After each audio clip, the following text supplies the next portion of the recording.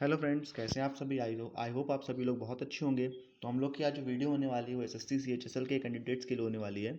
हम इस वीडियो में बात करेंगे कि आपका जो टीयर 1 है किस रैंक तक क्लियर हो सकता है, मतलब कौन क्या रैंक होनी चाहिए आपकी, जिससे आप लोग टीयर 1 को क्लियर कर जाओ और टीयर 2 में बैठने का मौका मिले। क्योंकि काफ़ी स्टूडेंट्स के मन में एक डाउट आ रहा है जब से आंसर की आई है कि हम लोग की रैंक क्या होनी चाहिए जिससे हम लोग का टीयर 1 आसानी से क्लियर हो जाए और हम लोग अपनी टीयर 2 की तैयारी कर सकें। तो उसी का हम लोग रफ आइडिया यहाँ पर लगाएंगे जो अकॉर्डिंग टू रैंक मित्रा का जो जो डेटा है उसके अकॉर्डिंग हम लोग यहाँ पर देखेंगे क्या चीज़ें कैसी रहती हैं। तो टोटल 1,13,410 कैंडिडेट्स का यहाँ पर हमें डेटा मिला है अभी तक रैंक मित्रा के द्वारा।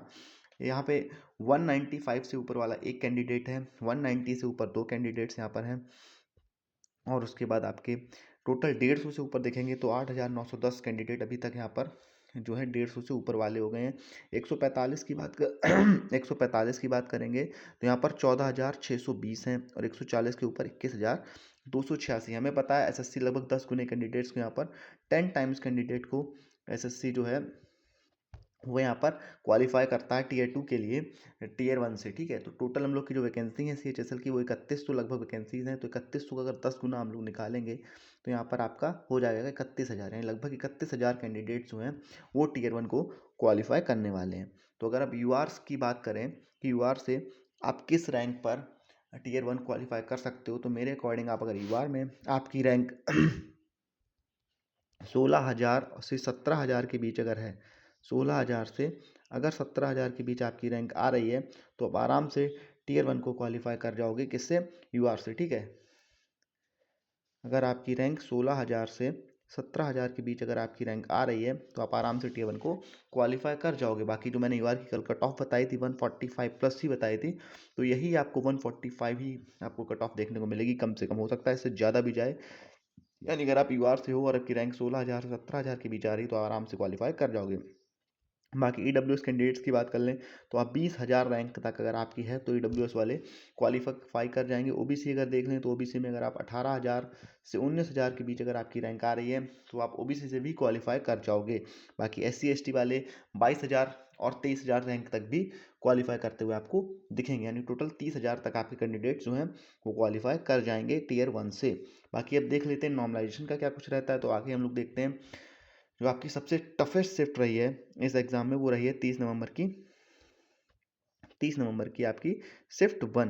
आपकी जो सबसे टफ शिफ्ट रही है 30 नवंबर की शिफ्ट 1 रही है, और इसका एवरेज स्कोर आपका 97.01 मार्क्स है। टोटल 3,000 कैंडिडेट्स ने यहाँ पर डेटा दिया है 30 नवंबर से। और सबसे ईजीएस्ट शिफ्ट हम लोग अगर देखेंगे तो सबसे आसान शिफ्ट हम लोग की रही है 20 नवंबर की शिफ्ट 20 नवंबर की शिफ्ट 2। ठीक है, सबसे आसान शिफ्ट कौन सी रही है? सबसे आसान शिफ्ट रही है 20 नवंबर की शिफ्ट 2, जहां पर आपका एवरेज है 124, यानी सबसे हार्ड शिफ्ट 97 एवरेज है और सबसे इजीएस्ट का 124, यानी लगभग 27 नंबर का डिफरेंस है। लेकिन एसएससी क्या करेगी, सबके नंबर नहीं बढ़ाएगी, कुछ कैंडिडेट्स के नंबर कम भी करेगी। यानी जो आपके 20 के बाद हैं, यानी 21वीं शिफ्ट है, जो 20 के ऊपर नहीं बढ़ेंगे, 20 के ऊपर है उनके सबके इंक्रीज होंगे। और जो 20 से लेकर 30 तक कैंडिडेट्स हैं, जो 20 से लेकर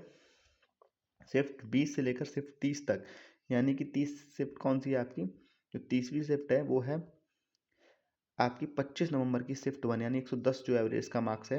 यानी 20 नंबर की शिफ्ट से लेकर 30 नंबर की शिफ्ट के कैंडिडेट्स के मार्क्स लगभग सेम रहेंगे, 1 या 2 नंबर का डिफरेंस वहाँ पर आएगा, प्लस माइनस 1 या 2 नंबर होंगे।